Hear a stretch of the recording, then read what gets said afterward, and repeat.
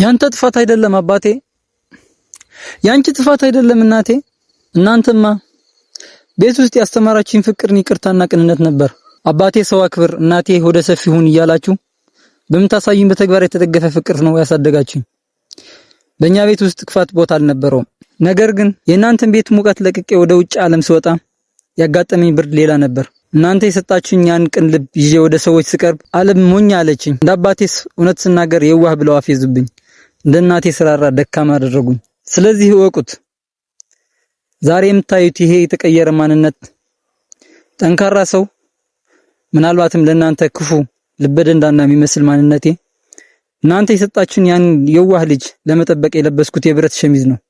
ዓለም እንዳትበላኝ ተኩላ መሆን ግድ ሆነብኝ። እናማ እባክህ አባዬ፣ እባክሽ እማዬ፣ የት ጋ ነው ስህተታችን ብላችሁ ራሳችሁን አትወቀሱ። እናንተማ ምርጥ ዘር ዘርታችኋል፣ ምርጥ ልጅ አሳድጋችኋል። ችግሩ የበቀልኩበት አፈር እሾሃማ መሆን ነው።